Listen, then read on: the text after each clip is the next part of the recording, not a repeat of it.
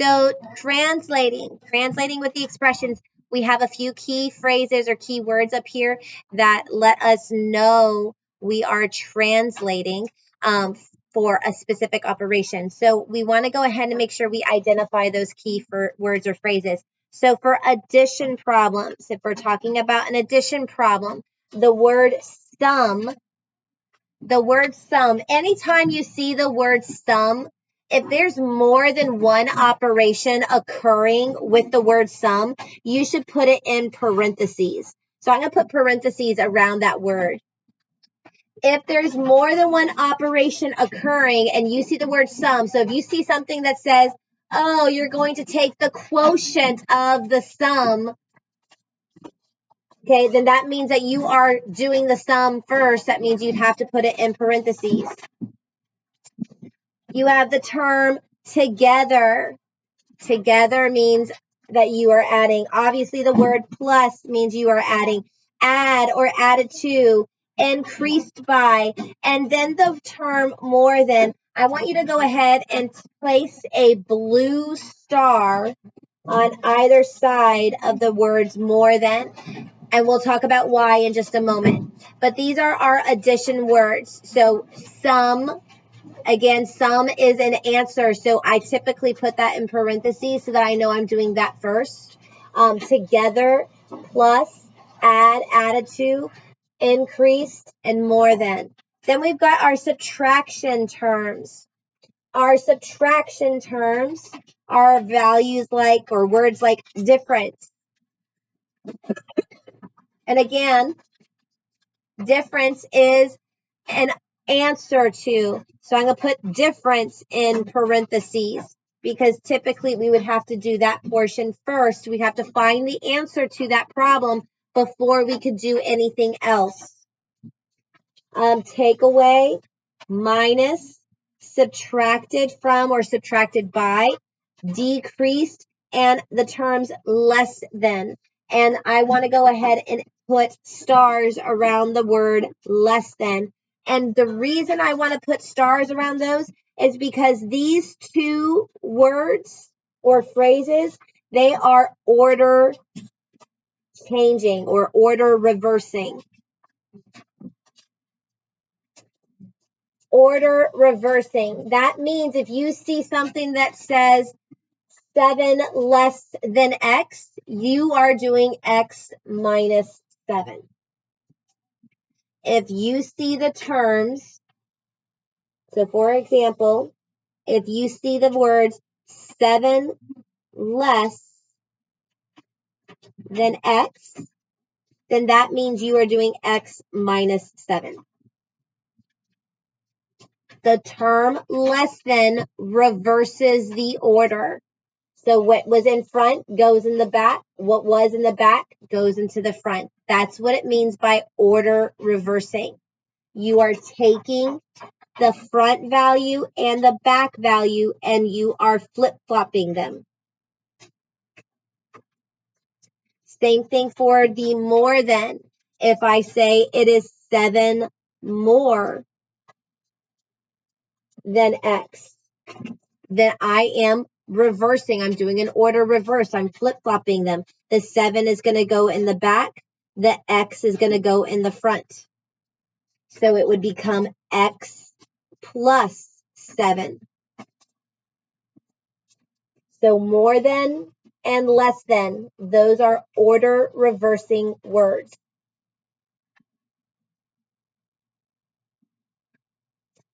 Then we've got our multiplication terms. For multiplication, you've got the word product. Product means you are multiplying those values. Times, multiplied by, twice or doubled. That means it's going to be times 2. Oops.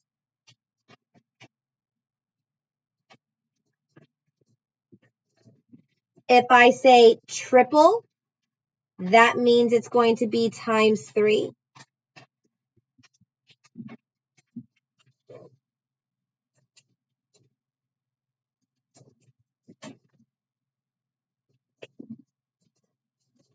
And then the last words for division, we've got the word quotient, divided by, half, and third.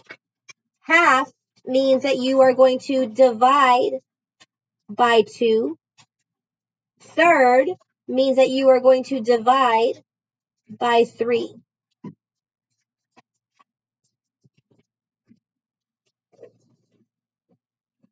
So these are our key phrases or translating words that we use. We need to know these terms so that when we are translating from words to expressions, we know the correct order. And I'm going to tell you guys right now, the term less than, I'm going to circle it. That's the phrase that they always use to check to see if you understand how to translate. Every single time that the county has given a final exam or an interim exam, that's the term that they always default to. They always check to see if you understand what they mean when they say 5 less than 2x, that you know it means 2x minus 5. We put it on our tests. We put it on every quiz. It's going to be on your milestones. That is the key phrase that they use the most to check. So that's the one you need to make sure you really understand. Okay, let's take a look at a couple of the practice problems. 6 more than x. So the first thing that you want to do is you want to identify what the operations are. More than. What operation? Is it addition, subtraction, multiplication, or division? Emmy? Addition. The term more than means that we are going to be adding. This is an addition problem here. And more importantly, if we look back at the list, we have a star next to the terms more than. Why do we have a star next to the term more than? What does it mean that we're going to do, Kyle? We're order reversing. So are we going to write 6 plus x, or are we going to write x plus 6? X plus 6. We're taking the 6 and we're taking the x and we're going to reverse their order.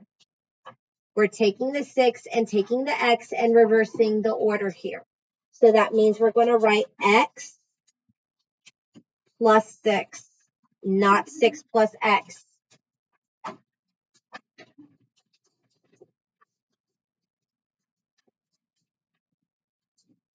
Okay, the term twice x, twice. What does the word twice imply? What operation is that going to be, Jeremy? Multiplying. It's multiplication. So the term twice means that we're going to multiply. And what are we multiplying by? By 2. We're going to multiply by 2. So this is going to be 2x. There's our final answer.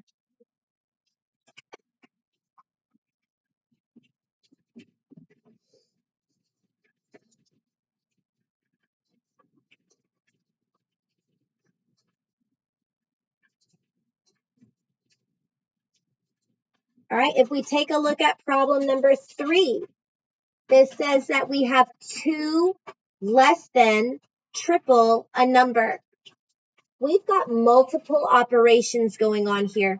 Who can identify one of the operations and which words or phrases belongs to that operation? Jolie. Very good. We have subtraction from the term less than. Less than means that we are going to be doing subtraction. So I'm going to write down subtract right above it. What is another word in operation? Daniel? Triple. And what does that mean we're doing? Multiplication. So triple means that we are going to be multiplying. And what are we going to multiply by? 3, right? Triple means that there's going to be multiplying by 3.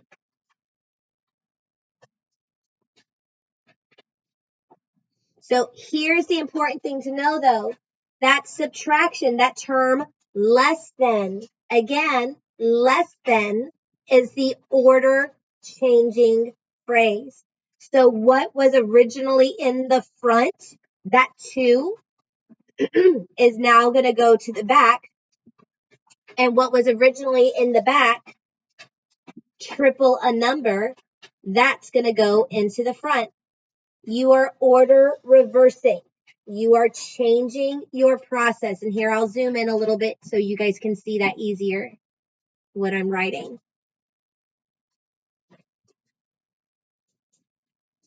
Okay.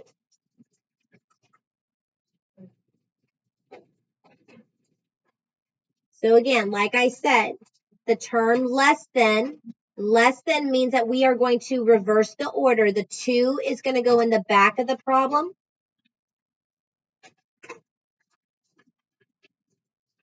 It's a subtraction problem, so I'm putting my minus sign in front of it. And what's going to go in front is triple a number, 3 times of number x. Okay, remember, a number means it's a variable. We don't know what it is. We just know it's some number. And since it's an unknown number, we put the variable x there.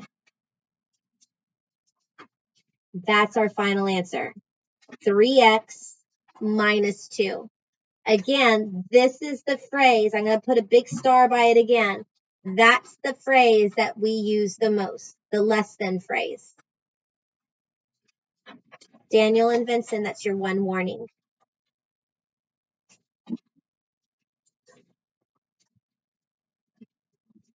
Number 4, again, it's a unique word and phrasing that's going on here. We have 8 times the difference of x and 2.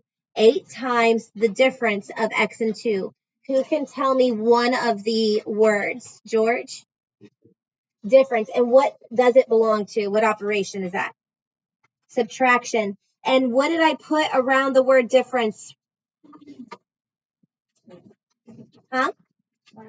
Parentheses, right? Up here, remember up here, I put the word sum and the word difference in parentheses because I told you guys, if you see those words, sum and difference, they don't just mean add and subtract. They mean the answer of an addition problem or the answer of a subtraction problem. So you have to do that first. You have to find the answer first. And the only way that we ever do addition or subtraction first is if it's in parentheses. So that's why sum and difference, I put parentheses around those 2 words so that I know when I see them here, in a problem, I'm going to put parentheses around what's going to be the subtraction problem. So I need to take the difference of x and 2. That means I'm going to do x minus 2, and I'm going to put it in parentheses. What's the other operation that I am doing here? What's the other operation that we have? We've got 8 times the difference of x and 2. What's the other operation word that we're seeing here? Angel? Times. And what operation is that belonging to? Multiplication. So we're going to put times, 8 times in front.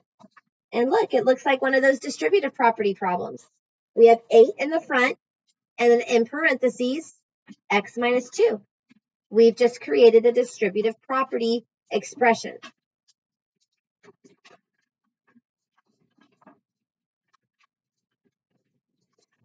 Are there any questions thus far?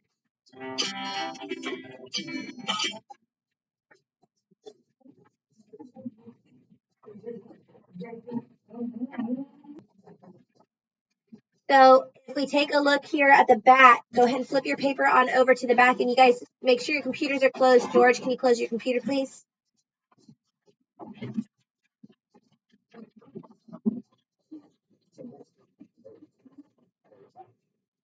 George, close the computer.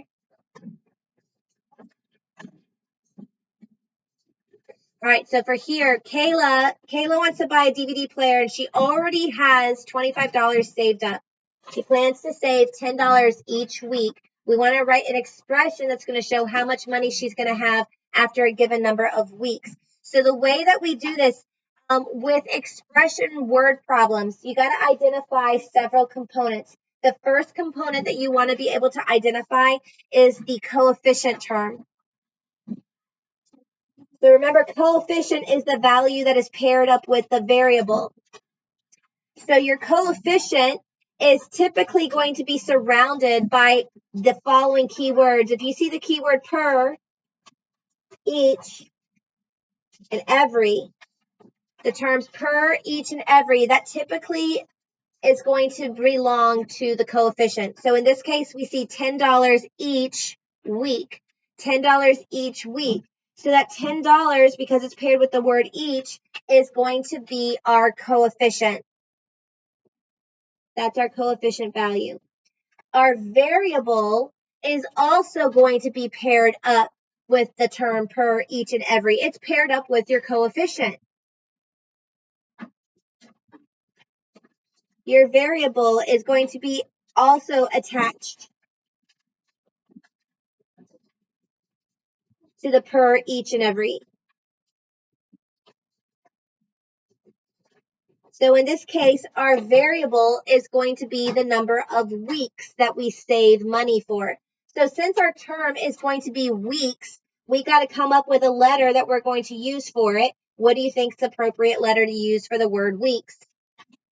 W, right? It makes sense, represents weeks. So we're going to use the variable W. And then you've got your constant.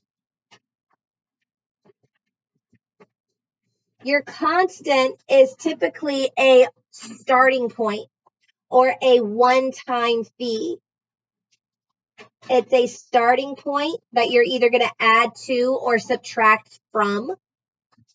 A starting point that you would add to or a starting point that you would be subtracting away from. It's a one-time value or a fee.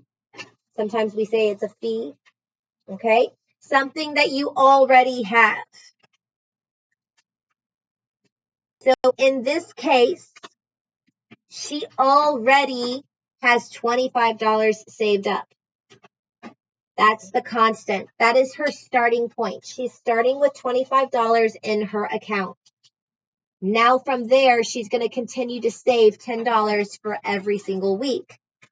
So this information allows us to write our problem. So we're starting at $25. And then every single week, she's going to save an additional $10. So that means we're going to be adding to the $25.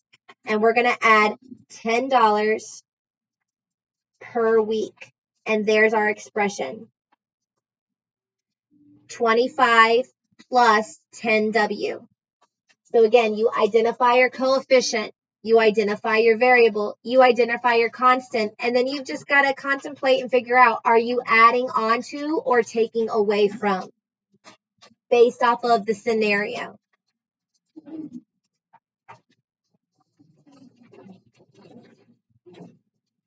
Okay, for this problem, Jay has $50 on a gift card.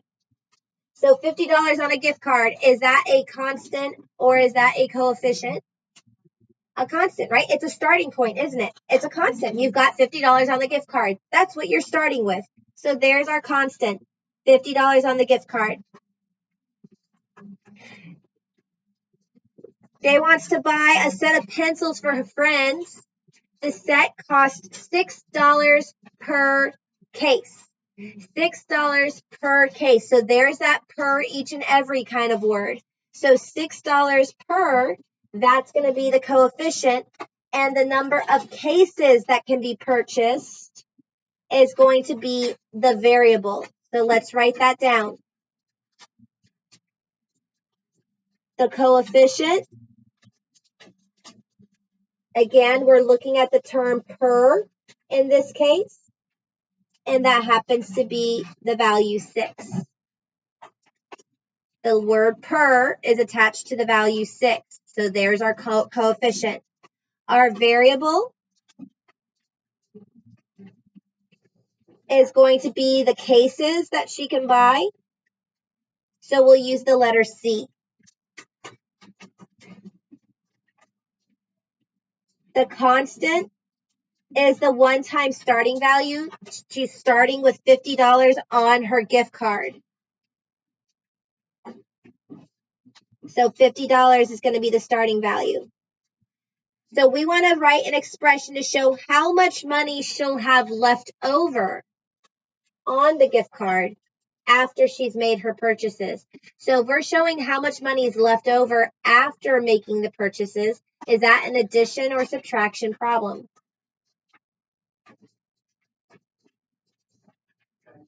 Subtraction, right? You have a value. You're making a purchase. When you make a purchase, you subtract from the money that you had. So we started off with the $50 on the gift card. Now we're going to make a purchase. So we're going to subtract the money away. And that means we're going to subtract $6 for every single case that we buy. So it's 50 minus 6C.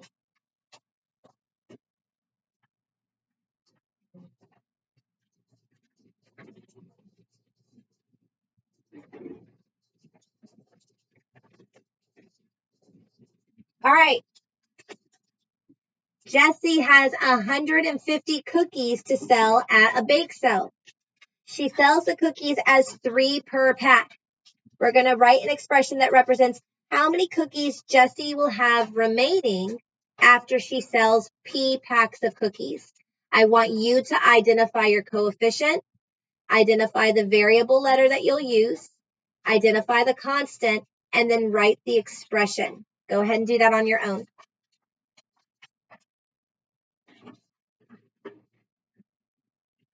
Okay, who can raise their hand and tell me what is the coefficient going to be?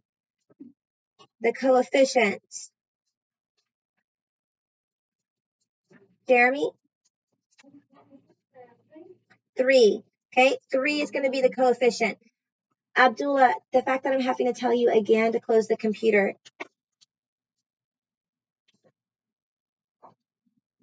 Okay, we're looking at the fact that there is a per term.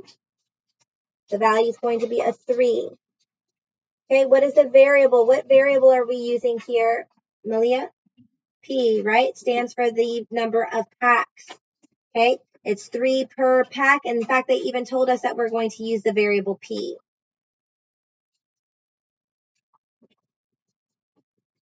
Okay, what is the constant? Kyle? 150. Okay, how many cookies that we have actually started off with? 150. Okay, and then more importantly, the most important thing is what is the expression going to look like? First of all, are we adding or subtracting in this expression? Subtracting. Thank you, George, and thank you. Who else said it? Jeremy. Okay, so thank you, you two. It is a subtraction problem. We are subtracting. So are we doing the number of packs, 3 per pack, minus 150? Or are we doing 150 minus 3 per pack? 150 minus 3 per pack, right? We're taking what we started with. We started off with 150, and from there, we're selling 3 per pack. So this should be our expression, 150 minus 3P. Okay? Any questions? Yes, Angel.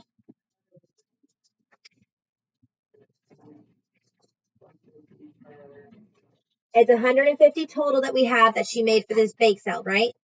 Then she's going to do 3 per pack. So when I'm selling it to you, I'm going to make a little box. I'm going to put 3 cookies in each of them.